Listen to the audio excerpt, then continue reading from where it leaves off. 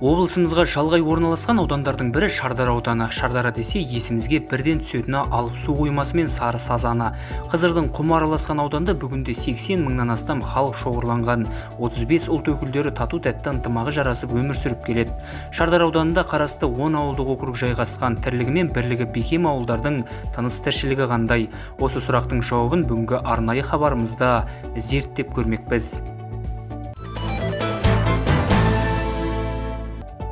Бүгінгі біздің түсірілім тобымыз Шардара ауданына қарасты Ұзыната ауылына бет бұрдық. Аудан орталығынан 60 шақырым қашықтықта орын тепкен Ұзыната елді мекені тарих қойнауына бай елді мекендердің қатарында. Атап айтар болсақ, бұл жерде 13 ғасырдан бері сақталып келе жатқан Ұзыната кесенесі орналасқан. Алыс жақыннан келген қонақтар мен сапарға шыққан тұрғындар осы кесененің басына келіп, Құран бағыштап мінәжатын жасауды ұмыт қалдырмайды. Сондықтан болар бұл елді мекеннің атауы осы кесенеге байланысты қойылғандылығы.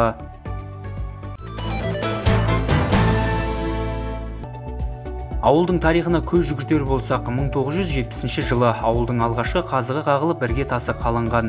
Кеңес үкіметі кезеңінде күріш совхозы болып құрылған ауыл сол кезеңдерде күріш алқаптарын игеру, одан шыққан өнімді жинау бойынша еліміздің алдыңғы қатарында болған деседі. Гектарына 30-40 центнер өнім алған диқандар күріш егудің майталмандар атағына ие болған. Сол атаққа ие болған жандардың бірі Рахымберді Айтмұрзаев ағамыз. Алдыңғы жыл сол өз жеріме жаңағы осы күріштің орнына мақта егіп, осы күріштің орнына егілген мақтадан мен 45-50 центнерге дейін өнім алғам. Әлі де сол жерді дұрыс пайдаланып, егер дұрыс пайдаланып, дұрыс жаңағы агрономиялық тәжірибелерді дұрыс пайдаланып бәрін нағылатын болсақ, әлі де сол 40 центнердің төңірегінде өнім абатқан жағдайымыз бар. Бұл жерге деген, бұл диқаншылықтың, бұның еңбегі, яғни пейнеті бұл өте орасан. Бұған өте жақсы, агрономически дұрыс қарамаса, бұл мұншалықты өнім бере қоймайды. Екінші, жаңағыдай тәсілдерді, қазіргі жаңағы потенциалдың барын дұрыс пайдаланып, дұрыс қарап, дұрыс өнім алмасақ, бізге бұдан ешқандай пайда жоқ. Осы агрономиялық басқа жаңағы затраттарымыз көп. Осының бәрін дұрыс есептеп, дұрыс жолға қойып, дұрыстап өнім алудың жолын жасауымыз керек.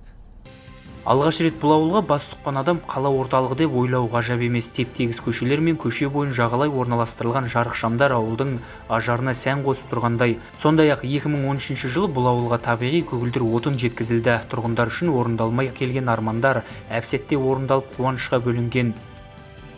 Жалпы 11 жыл бұл көгілдір отынды қостық. Бұл үлкен проблеммен жұмыс екен.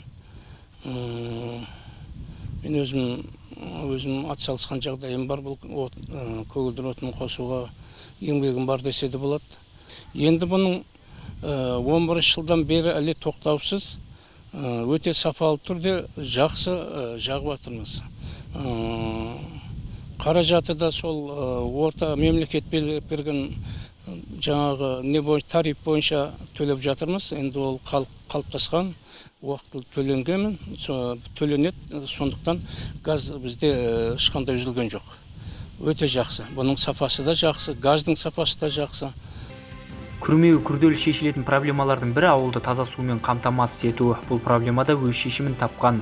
Ауылдың екі шетіне су скважинасы қосылып, ауылды 100% таза ауыз сумен қамтамасыз етілген.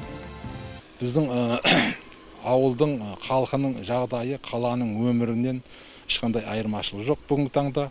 Өйткені газбен қамтамасыз етілген, сумен қамтамасыз етілген, электр энергиясымен қамтамасыз етілген. Әр үйде жаңағы душевойы бар, басқа қаладағы тұрмыстық жағдайлар әр үй жасалып жатқан жағдайы бар. Қазіргі таңда бұл ауылдың ажары мен базары қатар ұштасқан. 5000-ға жуық тұрғыны бар елді мекенде 12 өзге ұлттың адамдары тату-тәтті өмір сүруде. Ауылда бір білім ұясы, кітапхана және мәдениет үйі халыққа рухани азық беру үшін аянбай еңбек етіп келеді. Жұмыссыз адам жоқ есебінде, себебі біздің ауылда мынау жастарды біз барынша жұмысқа тартамыз. Ауылда көптеген бригадалар ұйымдастырғанбыз. Шөп артатын бригада бар, огород артатын бригада бар. Және де басқа ауыл шаруашылық жұмыстарына бригада жастар ұйымдастырылған. олар жаңағы күнделікті жұмысқа шығып өз нәпақасын тауып жүрген жағдайы бар. Жұмыс істеймін деген жасқа жұмыс табылады. Сондай-ақ ауыл тұрғындары үшін арнайы саябақ ашылған. Мұнда кешкісін ауыл жастары бас қосып, сыр шертіп, бос уақыттарын тиімді өткізеді. Бұл саябақтың құрылысына ауылдың мектеп бітіргендеріне 20 жыл толған түлектер ат салысқан. Ауыл жастар туып өскен ауылының көркейіп дамуы үшін өз үлестерін қосып келеді. Ауылдың тазалығы үшін аптаның әрбір демалыс күні сенбіліктер ұйымдастырылады. Ол да болса ауыл үшін тындырымды істердің бірі. Ауылдың жағдайы біршама дұрыс, бір қалыпты десек болады. Ал енді мынау абаттандыру жұмыстарына келсек, биылғы жылы енді ауданымыз бастап қолға алып, мынау паркті шамалы қолға алып жатқан жағдайы бар. Міне өткен жылы 20 жыл болған түлектердің несімен мынау Қазақстанның символын әкеп қойды. 3 миллион ақшаға салдырып, сонау Созақ ауданынан. Содан кейін осы жер міне осы биыл әсіресе қолға алынып жатқан жағдай бар.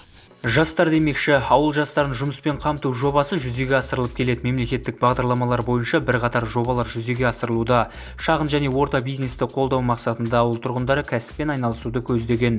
Бір ауыл шаруашылығына арналған техникаларды алып, егін шаруашылығына беттесе, енді бірі шағын наубайхана ашып, ауылды ыстық нан мен тәтті тоқаштармен қамтамасыз етіп келеді. Мұндай әлеуметтік нысандардың көптеп ашылуына, ауыл тұрғындарының тың бастамаларына Ұзыната ауылы әкімдігі қолдау көрсетіп келеді. Бастау жобасы болғанда мен өзім 10 жыл Алматыда жұмыс істеп келдім сол жақта.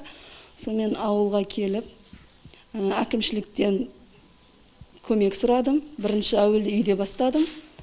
Сосын әкімшіліктен көмек сұрап, 21 мыңның көмегімен мені ол кісілер оқуға жіберді. Сөйтіп, одан алып отқан ақшама өзіме керекті, жұмысыма керекті печкаларымды, жабдықтарымды алдым. Сомен тапсырыс ала бастадық үйден. Одан кейін кішкене көбейіп, тапсырыстар көбейгеннен кейін ол кісілерден жер сұрадым. Ол кісілер маған жер беріп, мынау қазір өздеріңіз көріп отқан зданияны салысуға көмектесіп, атсалысты. Ағайындарым болып, әкімшілік болып, жан жақтан. Енді осындай жұмыс істеп отқан жайымыз бар. Аллаға шүкір, тапсырыс жақсы. Нан, қаттама, булочка, торттар. Ауылдың адамдары кісілер алады. Өзіміз ауылға магазиндерге өткіземіз. Басқа көрші ауылдардан да тапсырыс келеді. Енді өзімізде мына дүкенде сатылатын бағасы 130 теңге.